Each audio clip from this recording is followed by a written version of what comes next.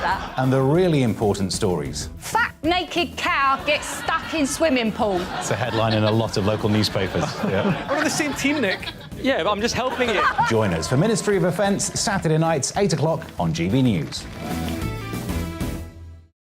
I'm Dan Wootton. Join me Monday to Thursday from 9 to 11 for the feistiest and most fun news debate on TV, where free speech reigns. I'll bring you a sharp take on the day's biggest stories, bombshell newsmaker interviews, and A-list guests. And I guarantee you, no spin, no bias, no censorship, and no reason to go to bed. That's Dan Wootton tonight, Monday to Thursdays from 9 on GB News.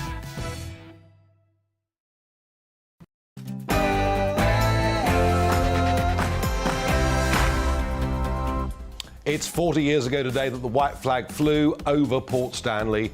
We'd won the battle to liberate the Falkland Islands. We'll ask men who were there at sea and on land.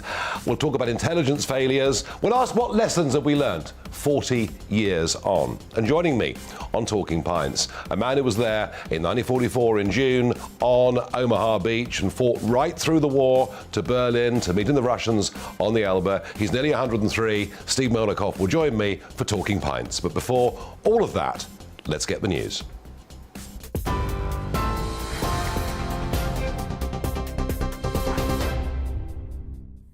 Nigel, thank you. Good evening. The top story on GB News. The Supreme Court has today ruled the first flight carrying asylum seekers to Rwanda can go ahead as planned. Senior judges dismissed attempts to get an injunction to stop it, and they denied permission to appeal that decision. The Supreme Court has also refused to hear an appeal by an asylum seeker who's due to board that flight tonight. The court's president said if the government's policy is found to be unlawful, migrants can be brought back to the UK. The Prime Minister says he always knew it would be a long legal process. When I first announced the policy, I said it would take a long time to get going, and there would be plenty of legal challenges, there would be bumps on the road. But I think what opponents of the policy have to say is, well, what is your alternative? What is your alternative to people being shipped across the channel in very frail, unseaworthy dinghies, risking their lives and undermining the rule of law? In other news today, Scotland's First Minister says there's an indisputable mandate now for a second referendum on Scotland's independence from the United Kingdom. Speaking in Edinburgh, Nicola Sturgeon said it would be allowing for a wealthier, fairer and more resilient nation, adding people in her country are suffering from many implications of a Brexit they didn't vote for. Scotland previously held a referendum in 2014 on the issue, with 55% of the country voting against it. But Ms Sturgeon says the country is more prepared now than ever. The Foreign Secretary says the EU has absolutely no reason to retaliate against government plans to override the Northern Ireland Protocol. It's threatened legal action if the changes go ahead. Ireland's Foreign Affairs Minister Simon Coveney warned it would destabilise peace in Northern Ireland. The government claims the new rules would make it easier for goods to travel there from Great Britain. Several hundred people have been taking part in a silent walk to mark the 5th anniversary of the Grenfell Tower fire in London. It comes as the Duke and Duchess of Cambridge joined survivors and bereaved relatives, laying a floral tribute to the 72 people who lost their lives in the blaze. Earlier today, the names of all the victims were read out at a memorial service at Westminster Abbey, and a 72-second silence was also observed at Westfield Shopping Centre in West London. Finally, the Prime Minister has laid a wreath marking the 40th anniversary of the end of the Falklands War. The Royal British Legion invited thousands of veterans and bereaved family members to the event at the National Memorial Arboretum in Staffordshire. On this day in 1982, the Argentinians surrendered after weeks of intense fighting. 255 British troops were killed in action. On TV, online and on your radio via DAB+, you're with GB News, where now it's time for Farage.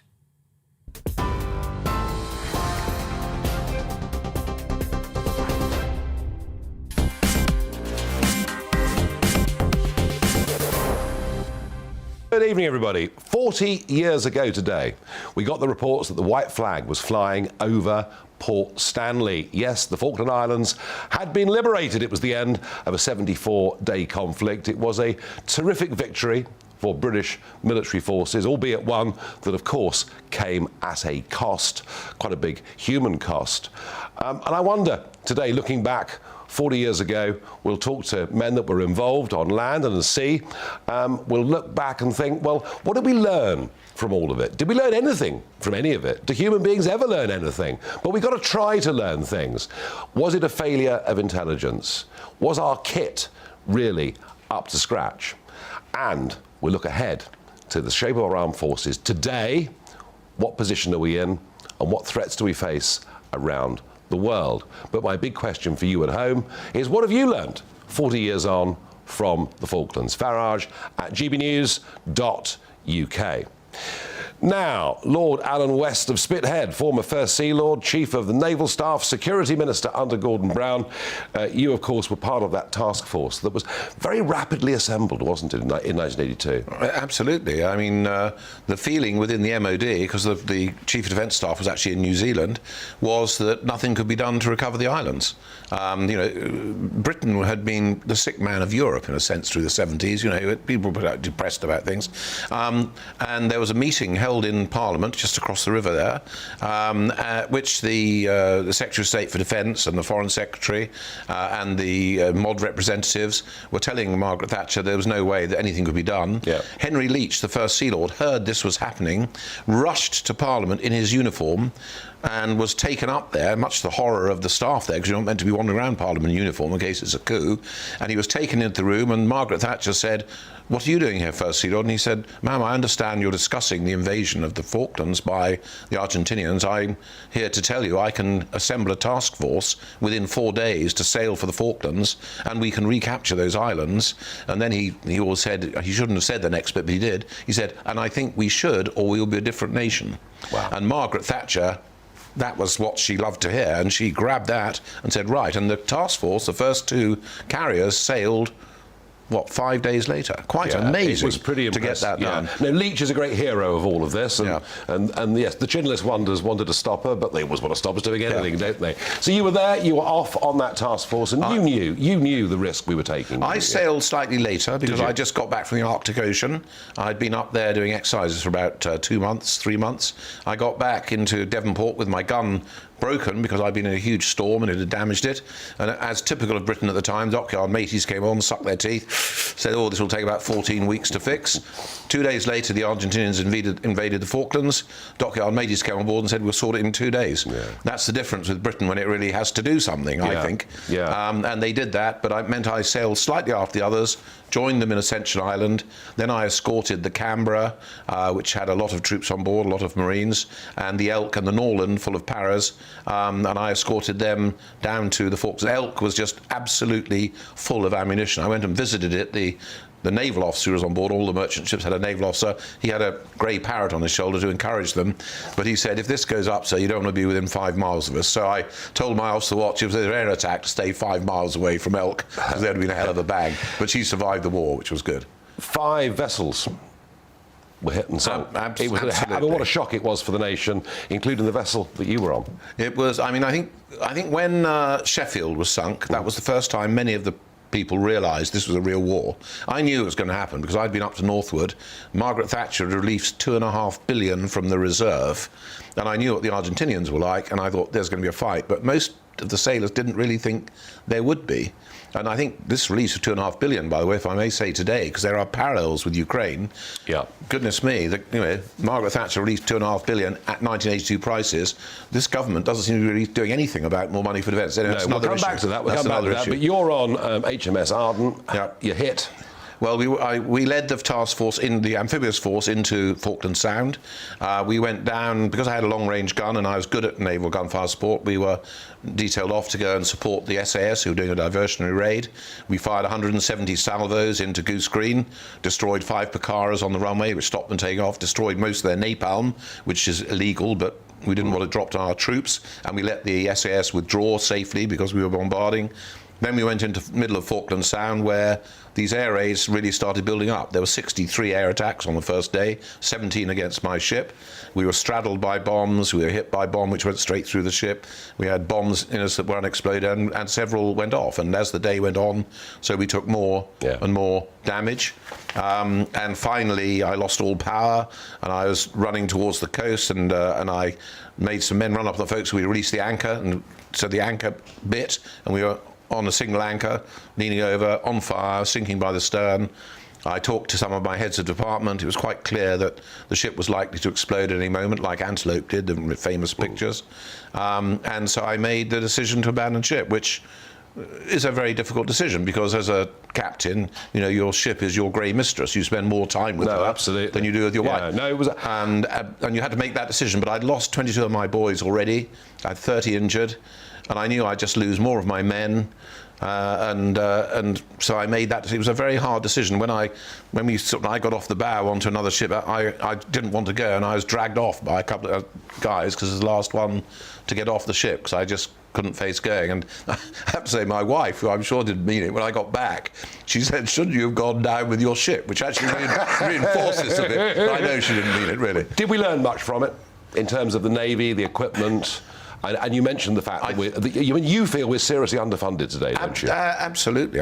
We are seriously underfunded. We did learn a lot. We learned a lot about, relearned lessons about firefighting, about damage control, things like that. I think one of the lessons that is good for today is that one of the reasons we know from all the documents the Argentinians invaded was because we decided to pay off Endurance, which was the ship we had in the South Atlantic, for a saving of £16 million. I know. The final war cost us overall 6 billion and 255 dead people.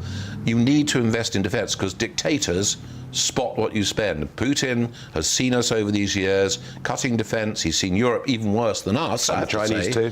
The Chinese watch this as well, although the Chinese tend not to want to fight wars, strangely.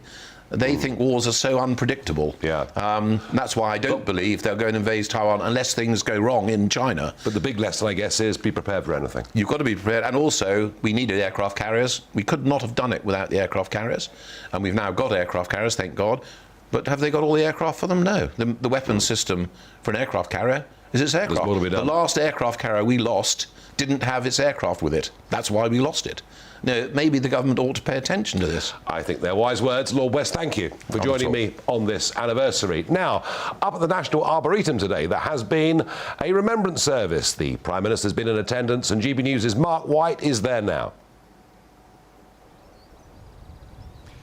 Well, Nigel, good evening. As far as the lessons learned are concerned, the Prime Minister was actually asked, as Prime Ministers often are on the anniversary of the Falklands War, whether Britain could ever mount such an endeavour again. Now, he was unequivocal. He said that he believed that the UK could do that, that in technology terms, the UK military had advanced significantly.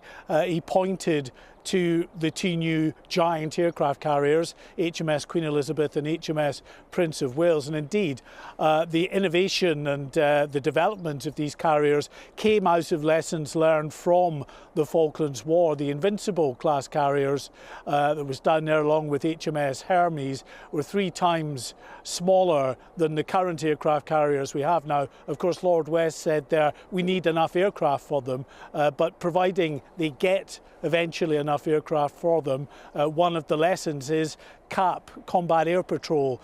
During the Falklands, there was concerns that the decks were just too small. They didn't have enough jets to have an effective combat air patrol up all the time trying to protect the task force. So that's one of the lessons learned that the Prime Minister believes, coupled with other aspects in the way in which the military has developed over the years, would mean that we would be able to mount such an endeavour, even though compared to then 48 frigates and destroyers the Royal Navy had, now we have 19.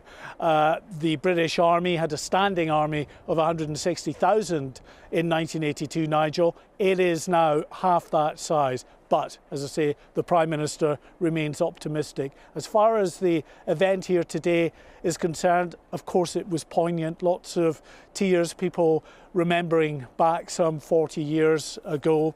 There was a little light relief, a little light moment towards the end when the Prime Minister was actually speaking. In his speech, there was a rather mistimed flyby of helicopters, which rather ruined the end of his speech. This is how that unfolded.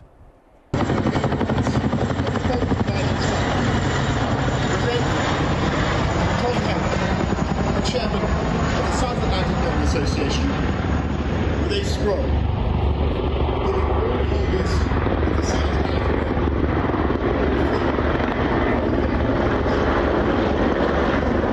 And I think the Prime Minister actually really took that in good spirit. He had a chuckle with the others before ending his speech. But for people here, it was really a day to come together to remember those events, which of course incredibly were 4 decades ago. And there was the main commemoration here with 2,800 people invited here by the Royal British Legion, and a number of smaller events all around this incredible National Memorial Arboretum, and also a memorial taking place in Port Stanley that was beamed live into the memorial here, which again was very poignant, as we had local school children in the Falklands saying just how indebted they were to those that risked their lives and gave their lives to liberate their islands. Well, Mark White, thank you very much indeed for that report, and it sounds like quite a powerful, perhaps even emotional service there today at the National Arboretum. Now, all sorts of different people serving as soldiers, sailors, airmen have different memories of what took place 40 years ago, and indeed the homecoming. And we spoke yesterday to Lieutenant Commander Paul Massey on his return to Portsmouth. He was 21 years old. He set off on HMS Hermes.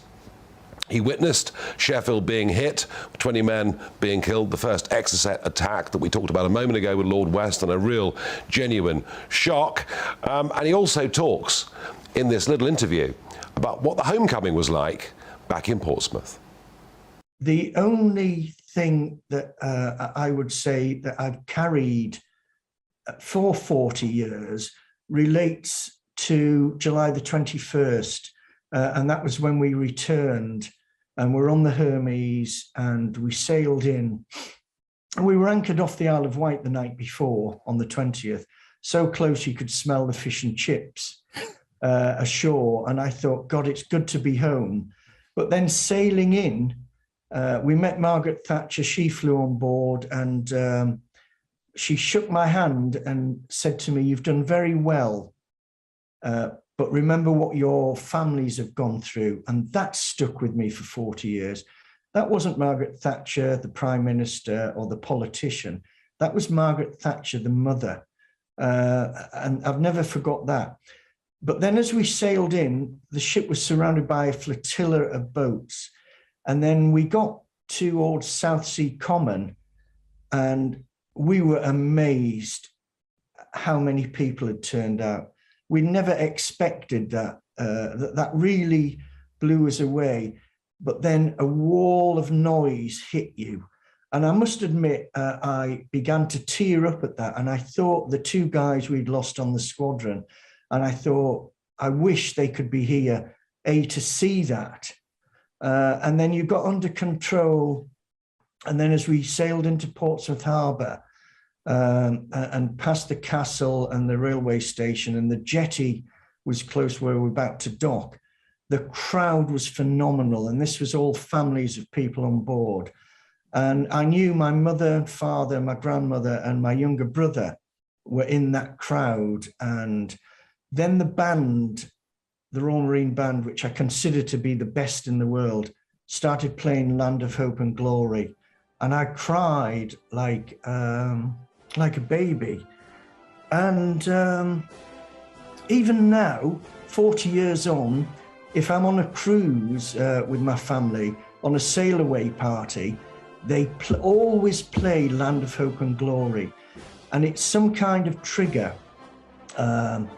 because I just have tears rolling down my face, and my wife will turn and look at me and just smile and nod, because she knows.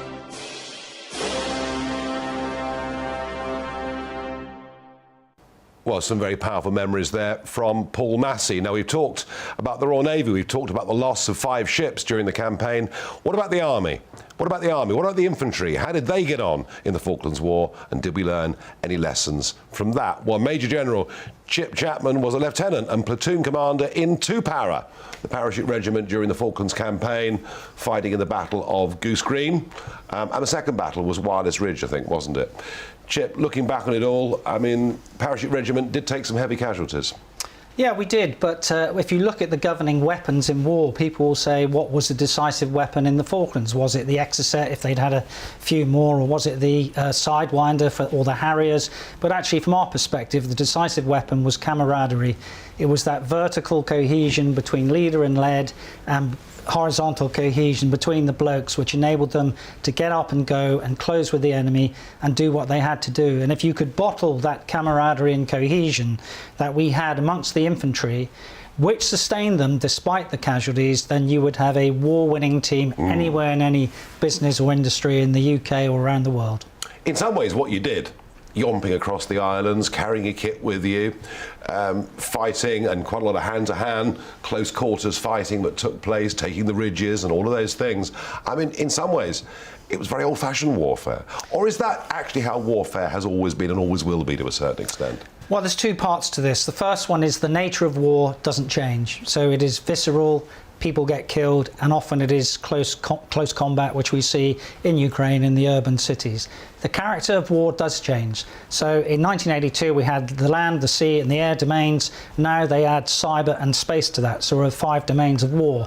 But we are seeing that the primacy of all this is that man doesn't live in the sea, he doesn't live in the air, he lives on the land. And if you're going to be decisive and take territory, the geography which matters to people, you can only do that with bayonets on the ground. And that hasn't changed? That hasn't changed, and that's what we did. You can't cyber your way out of warfare. What has changed, it seems to me, looking, and particularly at what's happening in Ukraine, is the tank, which has been this incredibly powerful weapon since it was rolled out at the Battle of Cambrai in 1917. Suddenly a tank in Ukraine is looking to be a rather weaker weapon, isn't it? I think it's too premature to say that, and I think I say that from the perspective that, like all these things, we talk about an all-arms battle. And the all-arms battle is that you need tanks in conjunction with infantry, with air defence, with your engineers, and if you haven't got those, you cannot move. That is why, for example, the Galahad, when it was hit along with the Tristan at Fitzroy, the air defence was not on the ground operating. If it had been there, we wouldn't have had those casualties. So if you're not operating together, and if you've got a vulnerability across all those parts of infantry, armour, engineers, artillery, you're going to be vulnerable. That's why you need a balanced force, and if you don't, you're going to be caught out. That's why the Russians, in terms of their tanks, were caught out. They had very, very few dismounts, and that's why they're struggling to take ground, because their tanks have been vulnerable to the anti-tank systems, which we provided for them along with the Americans, the Swedes and many other nations. Have we learned from the Falklands, from Iraq, Afghanistan? It depends what level you talk about. Have we learnt strategic lessons? Well, of course, the Chilcot report in 2016 would be something that you would look at from Iraq and say that's your template for the future in terms of the strategic decisions you need to take. At the tactical level, I would argue that the training for the soldiers at whatever arm they're in is still really, really good, and you've got a motivated force.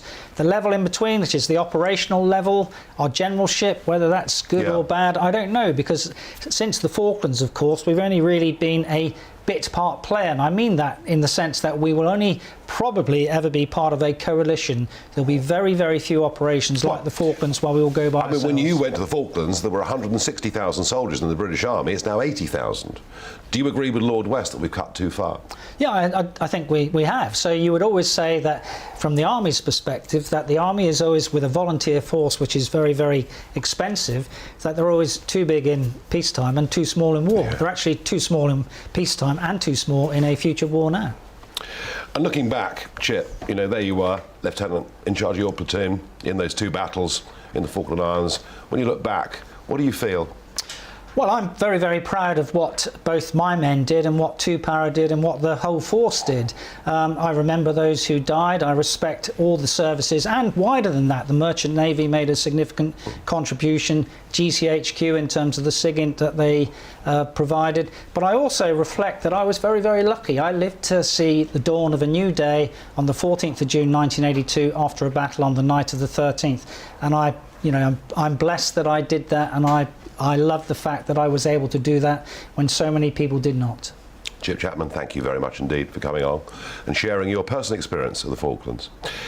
Well, one thing that led to the Falklands War was, it seems to me, a gigantic failure of intelligence. We'll discuss that failure of intelligence and we'll ask, what are the threats now being faced today, not just by the Falkland Islands, but by the world at large?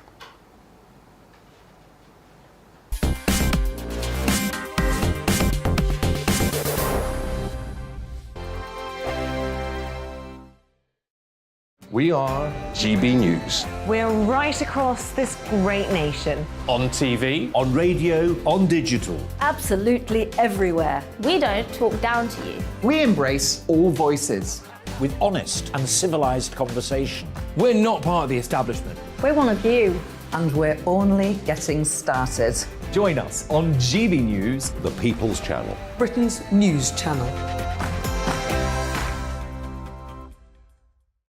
Every morning from 6 o'clock, we'll wake you up with GB News Breakfast with all the stories you didn't know from the night before. So whether it's serious news, entertainment, or your own views from all over our great nation, we're here to kick off your day with a smile. And the national media should be reflecting and reporting what's happening here. You will notice the northwestern accents.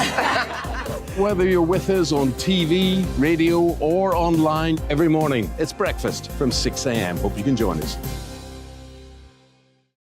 Join us for Ministry of Defence, the comedy panel show that's just like the news, in that the left fights the right and it doesn't really seem to matter who wins. We cover the big stories. It was in fact a troop of baboons and not angry vegans. I like that. And the really important stories. Fat naked cow gets stuck in swimming pool. It's a headline in a lot of local newspapers. Yeah. We're on the same team, Nick. Yeah, but I'm just helping you. Join us for Ministry of Defence, Saturday nights, 8 o'clock on GB News. I'm Dan Wootton. Join me Monday to Thursday from 9 to 11 for the feistiest and most fun news debate on TV, where free speech reigns. I'll bring you a sharp take on the day's biggest stories, bombshell newsmaker interviews, and A-list guests.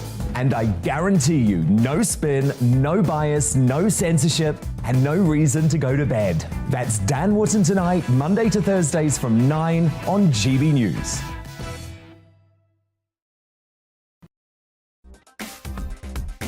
Coming up on The Mark Steyn Show, are we facing a divided kingdom? Nicola Sturgeon has set the wheels in motion for another referendum, while Northern Ireland faces a legal challenge over the protocol. We'll be discussing the consequences with former All for Unity leader Jamie Blackett and Baroness Hoey of Lyle Hill and Rathlin. We'll be remembering the Falklands War exactly 40 years after it ended, with Margaret Thatcher's former advisor John O'Sullivan. Plus, Corrie and Emmerdale actor John Bowe swaps the spotlight to support the vaccine injured with a new charity. He'll be telling us all about that. All that and more on The Mark Steyn Show tonight from 8 o'clock.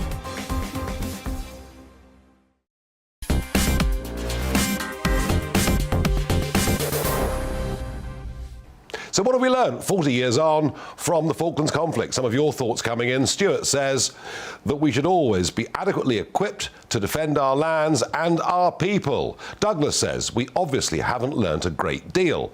We get invaded every day with assistance from our own lifeboats and border force. Strong stuff there from Douglas. Frank says that the left still support Argentina. And John says that we can't trust Argentina or the French. We won't get any help from our European allies ever, and don't rely on America to side with us. Well, I think that all depends who the president is, really. But I'm not going to get too political today, but we will come back to that theme of our relationship with America, and in particular with this current president. Now, leading up to the Falklands War, there was what I thought was clearly a pretty dramatic failure in intelligence. How bad was it? What have we learned from it? Philip Ingram, MBE, former colonel in British military intelligence and defence journalist, joins me. The withdrawal of HMS Endurance I mean, I don't know what the Foreign Office thought they were playing at. Did they want to get rid of the Falkland Islands? What the hell was going on? Well, I think a lot of them probably didn't even know where the Falkland Islands were. I think whenever the conflict started, there was this clamour around to try and find actual maps of the place, which showed how important it was from a strategic perspective. And this is often the failure, whenever people don't look at the wider implications of decisions that they're making on when it's money related and what that therefore may cause. And I think Admiral West, Lord West, highlighted it perfectly. A few £1 million that actually cost us billions of pounds in the long run. Yeah. Have we learned from that? I mean, is our intelligence better than it was? Are the Foreign Office more on the ball than they were in 1982? Our intelligence is much better. We've got a much more joined up intelligence, and we can get it to where it needs to go quickly. Some of the intelligence took over 8 hours to get on a flash signal, and flash is immediate to get down to the task force in the Falklands. We can now get stuff there instantly, and it's fused together in a much better way. But given the amount of information that we've got, given everything else, does it make us better? I'd argue probably no. We've identified lots of lessons, but whether we've actually learned from them or not, I'd say in modern warfare, we haven't learned as much as we should have done. No, well, that's perhaps a lesson all through history, actually, that we don't always learn as much as we should. Now, in terms of the Falkland Islands today, our military presence is very, very different to what it was. Around about 1,500 soldiers based there permanently, a variety of Royal Air Force planes, one naval vessel. So I think we probably can say quite safely that the Falkland Islands are quite safe now. Oh, they are. We've got a good strategic overwatch from an intelligence perspective. The soldiers, sailors and air persons, I don't know what the latest term is for them, are keeping it safe. But we can also fly aircraft strategically from the UK to the Falklands, which we couldn't do easily at the time. The Vulcan bombers was a massive operation, and those aircraft we can fly our fighter jets from the UK down with lots of refuelling and everything else. So we're in a much better position, and now with 2 aircraft carriers with the most modern weapon systems on board, albeit we don't have enough, as Lord West again highlighted. We have the ability to make sure that it can never happen again. Yeah, which is a good thing, clearly. Although the Argentines have never given up their claim to a group of islands that they've never inhabited. Well, exactly, and they've never given Bizarre. it up. It is, but actually, when you look at the politics behind it, and again, people forget the politics. There's the treaties that govern the Antarctic. And nobody's supposed to own any bit of the Antarctic. But if the treaties ever fell into abeyance, then the traditional way of working the ownership out is you look at the landmass that you own, you draw a line along that, you take that down to the South Pole, and you own that triangle. The UK would own a massive triangle compared to Argentina, with the Falklands, South Georgia, and the South Sandwich Islands. Final thought on all of this, please, Philip. What are the big threats we face? Obviously, we're seeing what's happening in Ukraine. In your view, how big a threat is China? China thinks a huge threat, but again, China has not got combat experience. They shy away from combat, and therefore they're more a threat from an economic and a political perspective, because they can plan things in multiple generations. We plan things in parliamentary times or presidential times, or more likely what tomorrow morning's tweet or headlines are going to be. And that's democracy, and it's got its upsides, and it does perhaps in terms of long-term planning have its downsides. Exactly. Philip Ingram, thank you very much indeed for joining me on this anniversary. Yes, 40 years ago today, the Falkland Islands were liberated. Now, closer to home, the Supreme Court have ruled that the aeroplane can go to Rwanda. It's on the runway as we speak. I think there are only 7 of the 130 people still on it. Boris Johnson was interviewed on this subject earlier on today when he was at the National Arboretum.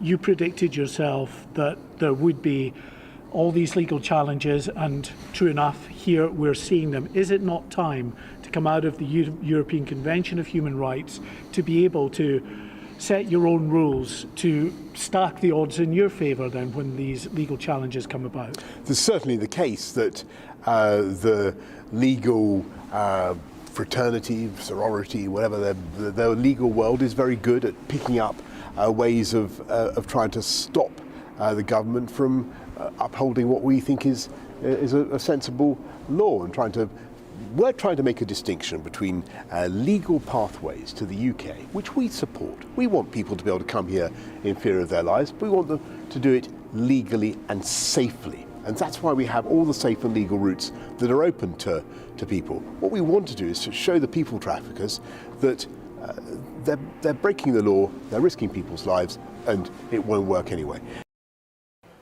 Well, whenever that point gets raised about ECHR or the Human Rights Act, Boris always gives a very evasive answer. He always says, well, at some point we may have to deal with that legislation. Well, that plane, you can see on your pictures, those watching on television, is there.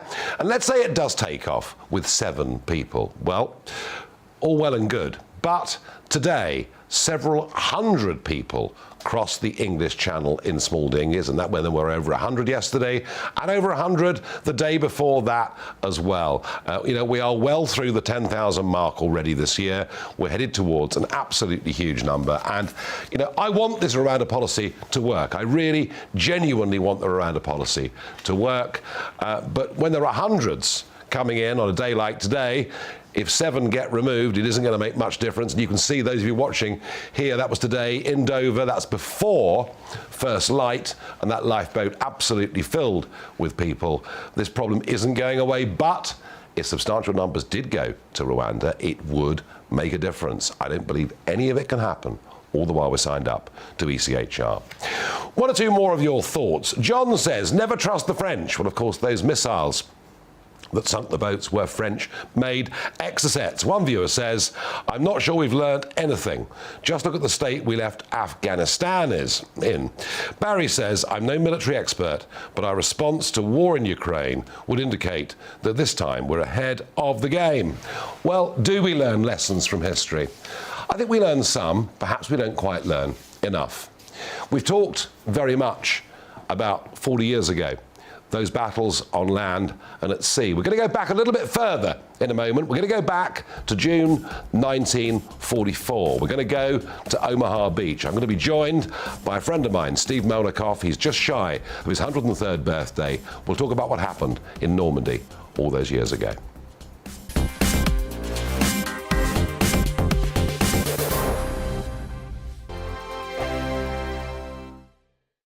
We are GB News. We're right across this great nation. On TV, On radio, on digital. Absolutely everywhere. We don't talk down to you. We embrace all voices. With honest and civilised conversation. we're not part of the establishment. We're one of you.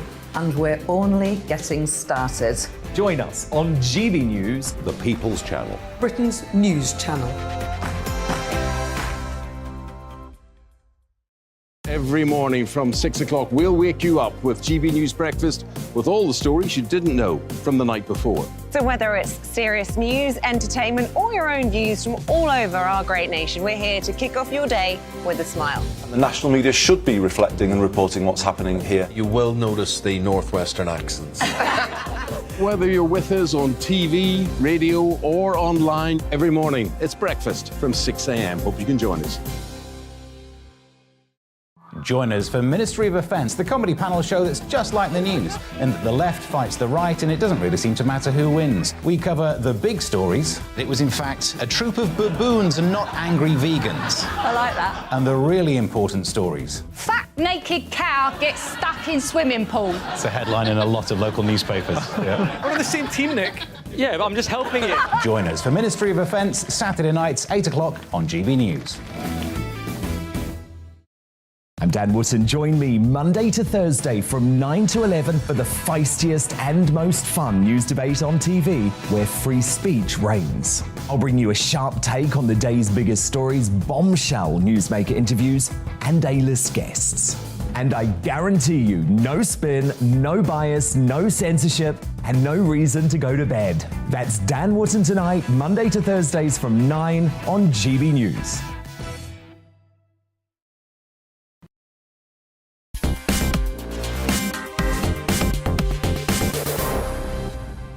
It's time for Talking Pints, and I've been joined by a very special guest this evening. He's someone I've got to know over the course of the last few years, and I'm proud to call a friend. His name is Steve Melnikoff, and he's a remarkable chap. You know, he's just come to the United Kingdom on Cunard Line on the Queen Mary, and even though he's nearly approaching his 103rd birthday, Steve, you've been dancing every night all the way over. Yes, we do. Yes, it's one of my pleasures, and I do the ballroom, and then after that we go to disco. So you go to disco? Yeah, we do that too. Yeah. Now, I've seen a series of photographs of you on Queen Mary. You seem to be dancing with a different woman every evening. Is that right? Of course. Well, I have to say, whenever I've met you, you're always full of energy and vigour. And if you're not dancing, of course, you know, one of your great loves in life is, of course, the game of golf, isn't it? That's right. I still play. Yeah. And not as much as I used to, but I'm a little selective, and I don't hit the ball too far.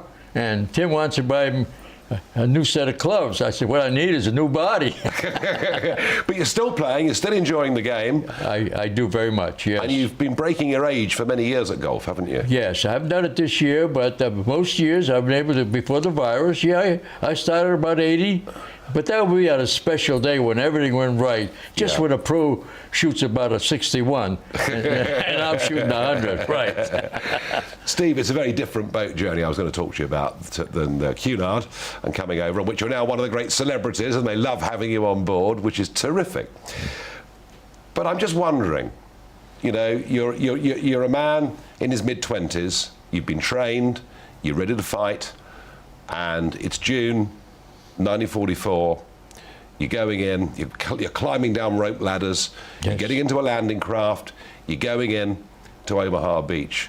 What do you see, what do you feel at that moment? Well, we had training, and in the States we had 17 weeks. We came to England, and we trained for another 5 months in St. Ives. Lovely. And so we were well prepared. My division even had an assault beach training at Slapton Sands. I missed it by a month, but yeah, we trained. And to be truthful, I can't tell you exactly my emotion, but I'm sure I was apprehensive. Yes, indeed. Yeah, and the scenes on Omaha must have been beyond description. Yes, yeah. Well, there were tanks that were busted up and bodies all over, because the 116th regiment went in first, and the 115th second, and we were the third one. So yeah, we saw a lot of that was there. It was a horrific battle, yes, indeed it was. Yeah, so by the time you got there, bad stuff had happened already. Yes. But you've just got to get your head down and keep going. Yeah. And that's what you train for. Yeah. It was a tough day, because many of the things that they planned didn't come exactly right, because there was a current went from west to east, and it sent many of the units to the wrong places and so forth.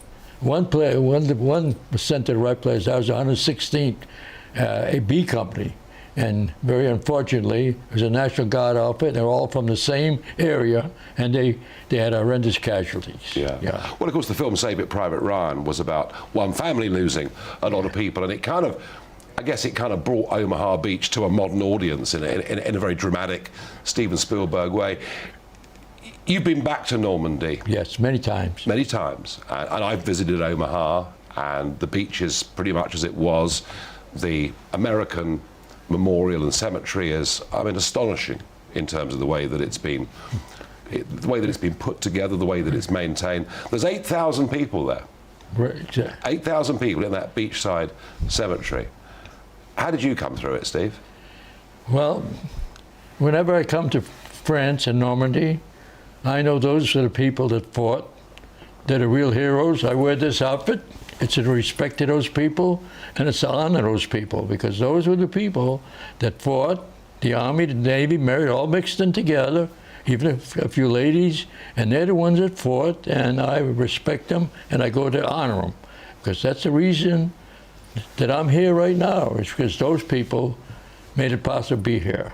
And I also tell that it's also the reason why we have had this 78 years of peace and prosperity, because of that, by the greatest generation. And that price they paid. And yet, of course, it isn't just about Omaha Beach, because once you're off the beach and you're into Normandy, you're fighting hedgerow by hedgerow, field by field. I mean, the Germans didn't turn and run, they fought all the way back. And you kind of 10 days in, you were very seriously hurt, weren't you? Yes. Yeah, our mission was to capture St. Lo, and our division was our mission, because that was the city that was the main communication with Germany to the eastern France. The railroads, roads, and telegraph all went through that city, and we wanted, but that would have cut off a lot of the supplies. And we were supposed to take St. Lo in 5 days, but it took a month and a half. But yeah, we went at a place that was called Hill 108. My regiment was right on that ridge, and that was our target. And first day we went as far as 4 miles. But the second day, they put more troops against us, and it was a difficult day. Yeah, I was injured on the morning of the second day, the 17th, and I was sent back to England. You took a bullet through the throat? Yeah, yes, right here, yeah. And yeah, well... it just must have missed all the important bits. Well, I did what I had to do, you know. My lieutenant was killed right alongside of me by a machine gun, the same machine gunner. And you have to do what you do, and I just bandaged up, I lay down, bandaged, and walked to the aid station, and they flew me immediately to England for surgery and stuff. And for recuperation, yeah. But before long, you're going back to France to rejoin the 29th Division. Right. And you keep on going. Yes, we keep on going. You keep on going. It never ends. How much fighting is there? Are there big gaps in between battles? How does it work, Steve? Well, in our case, the 29th Division was constant combat. The only time we stopped when there was a river or there was some really heavy fortification that we'd had to have help. Otherwise, we went through Omaha Beach in northern France, and then into Central Europe, and then actually Rhineland. And we were there when we met the Russians at the Elbe River. Yeah, that was an extraordinary moment. It must have been an extraordinary moment. And it was interesting. I was talking to one of your veteran colleagues who was a prisoner of war, and he was saying how relieved he was to be liberated by the British, and not by the Russians. But for many, many, many people, they were living in fear, weren't they, of the Russians coming? Yes. Actually, I'll just say this. We reached the Elbe River in late February. April. And we beat the Russians there. And we actually had a rocket division that sent people over to, they wanted to surrender this summer. Yep. And so my regiment accepted 11,000 rocket division. And these were the rockets being fired These were the guys who were, those are the rockets that were fired, and these were the experts, and they surrendered to our regiment, and it took us 2 days to get them all over the river. And not only them, but all the Germans were coming over that river, and civilians, because they did not want to be captured by the Russians because of the treatment the Russians had prior to that, yes. And then VE Day. VE Day, where were you on VE Day when it all ended? We had a forest we had to clear. We sort of removed the people say, how did I celebrate? We were still collecting prisoners and Germans and so forth. Besides that, it wasn't that you celebrate with. We're out in the field. But we were glad that it was over. But we were a little bit apprehensive because we knew now there's a good chance we'd have been sent to the Pacific. But instead, we were sent to the Bremerhaven enclave, and we were on occupation for 6 months before it was my turn to go home. I mean, was it shocking to see the devastation in German cities, to see what had happened? It was. I had a mission where I delivered prisoners later on through Hamburg, and it was nothing but brick and mortars for mile after mile after mile. Well, it was another case where the 8th Air Force did a great job for us, and they were told what to bomb, and some people said, shouldn't have bombed this. They bombed where the factories, the ball bearing factories, and the factories they were doing, supplying the outfits that did the most damage to us, Does mankind ever learn, Steve? Do we ever learn? No, I don't think so. And I live apprehension about what's going on right now, because I just have a sort of a feeling that this is almost a repeat of 1939. With Putin taking more ground? Yes, each time. A little bit at a time, and challenging us, and we're sort of backing off. We don't know where to go, or this and that. We can't send this. I would send it all. You can't fight a war with them doing everything they want, and we're supposed to be restricted.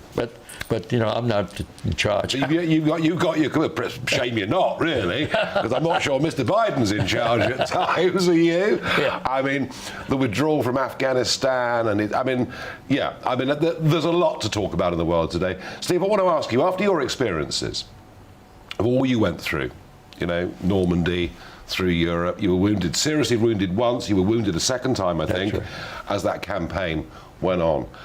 How do you return to civilian life after all that? How do you get back to any sense of normality? Well, let me say this. When we came back, we could not talk too much about it at the start because our parents and our relatives and friends were all working over the clock, women and men, in the mines, the steel mills, the farmers. Were literally supplying the whole world the armament and the food and whatever to do the war. We even supplied the Russians. And so we couldn't just really, you know, so we just went quietly back to work. And honestly, there are many American soldiers that could not talk about the war. It took me 40 years before I was able to really talk about it. And first time I come back to Europe was 60 years after the war. So you kept it all bottled up? A little bit, yeah. Yeah, we did. I was able to open up because after 40 years, I met my sergeant, and we had fortunately 4 men that were the same company in the 29th Division and C Company, and we would have meetings. One of them was my sergeant, and the sergeant's not your friend when you're private, but later on we were both tech sergeants, and we would have lunch every Tuesday for about 30 years before he passed away. Yeah. Wow. He passed away to underrun. Yeah. Wow. Yeah. And Steve, you got your 103rd birthday just round the corner. You're dancing into the small hours. Tim, who's looking after you on this trip, tells me you're on parade at 7 o'clock every morning. All right. You're playing golf. You're full of energy, opinions, thoughts, reflections. You love being. I've seen you. I've been with you in the hotel bar in Washington when all the girls are around. What's your secret? How have you got to this age? Well, and to be in the state, in the good nick you're in. I have always had a positive attitude, and I'm sure I have good genes. And over the years, I think I lived in a time where the food was more wholesome than it is now. And you do not, you may retire from your job, but you can't retire from life. You decide when you want to retire, at 62, 65, but you have to do something. You've got to work the brain, you've got to work the body. And if you don't, you go downhill.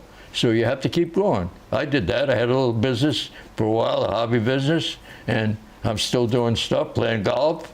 And just remember, I play golf, but I don't work out. I play golf, that's what it is. The other job you've got, and it's a very important job, is to keep alive the memory of the price people paid for freedom, to educate a younger generation. Yes. That actually all these great things haven't come for free. They've come with great sacrifice. And I can't think of anybody to go around and to spread that story and to honour the memory of those that you fought with. And Steve, it's an absolute pleasure to have you on this programme, and I'm very proud to know you. I really am. I want to thank you. I was glad to do this. Thank you. Thank you very much. Steve Melnikov, ladies and gentlemen.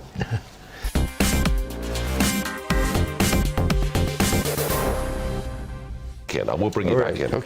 Okay, it's time for Barrage the Farage. Your questions have come in, and I can see already there is a question for Steve. So, Steve, we have a viewer who's asking you a question. He says, what has been the greatest achievement in your incredible life? What's your greatest achievement been, Steve?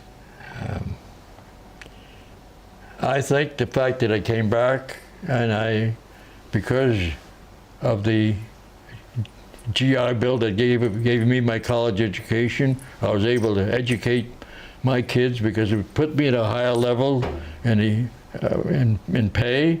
And so now I have a family that has my children are college people, my grandchildren, like my grandchildren are college graduates, and already I have 2 great graduates that completed college. So I feel that I upgraded my whole family, and that is my biggest achievement. So doing well, yes, and education important for everybody. That's absolutely right. So there you go. Isn't that interesting? You see what Steve's done, what he's been through, but his greatest achievement is the family and the legacy that he leaves behind him, and that's a fabulous thing. We've got a couple more minutes left on programme. Laura asks, what do you think Margaret Thatcher would think of the current Conservative government? I think she would sort of basically grab them by the arm as if they were little schoolboys and try and talk some sense into them. And it is 40 years ago today that we won that war. 8,000 miles away, down in the Falkland Islands. And yes, Admiral Sir Henry Leach played an important role, but it was her decisive leadership.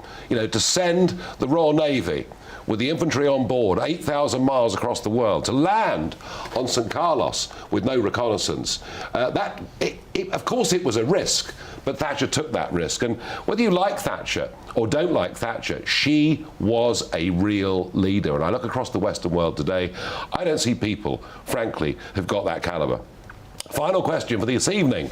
Michael asks, do you agree with me? It's been wonderful to see the friendliness between New Zealand and England teams during the Test match. So we've just beaten New Zealand, Steve, in the cricket. It's been an epic day's cricket. Really fabulous leadership, tremendous result. And yes, I have to say, so much of professional sport seems to be so obsessed by money, and at times we see sportswomen behaving, you know, in a way that is not dignified, a way that is not pleasant. Play the game hard, but have decent respect for your opponent. That's what the paying audience want to see when they see sport, and I think the spirit this Test match has been played in, between England, this Test series has been played in, between England and New Zealand, is how sport should be played, and actually, it's how life should be lived. Play the game, play up, play it hard, but do it with fairness, do it with integrity, do it with decency. It's over and out from me. I'm handing over now to Mark Stein. Hey, that was a terrific fit. Play up, and play the game. That was the perfect way to end, Nigel. On tonight's Mark Stein Show, we'll have more on the Parlour's State of the Union with respect to at least 2 of its constituent parts. And the actor John Bowe, you know him from Corrie, Emmerdale, 007, all the good stuff is here. That's all coming up after the weather. Good evening, Alex Deacon here with your latest weather update from the Met Office. Tomorrow we'll bring more of the same, more strong sunshine for most of us, a little bit warmer than today. And again, the UV and grass pollen levels are likely to be high. It's not going to be dry and sunny everywhere. However, we've still got some rain across the northwest. That'll continue on and off overnight across the Highlands, the Northern Isles and the Western Isles. But elsewhere, we will keep largely clear skies. Rural spots could drop down to single figures, but mostly we're looking at 10 or 11 to start Wednesday. And we'll start with plenty of sunshine for England and Wales, and many will stay that way throughout. A bit more cloud again for the west coast of Scotland. Rain at times over the Western Isles and spreading into the Highlands. May even see 1 or 2 showers for Northern Ireland, but few and far between here. Most of Northern Ireland, southern and eastern Scotland, brighter and warmer than today, and certainly further south in the sunshine, temperatures ticking up by a few degrees. 28 is possible in the London area. As always, coasts will be a little bit cooler where we see some sea breezes developing. A balmy evening to come then through Wednesday evening, staying fine and dry for the vast majority. Just a threat of 1 or 2 showers for Northern Ireland and southwest Scotland. Certainly we'll keep some outbreaks of rain going in the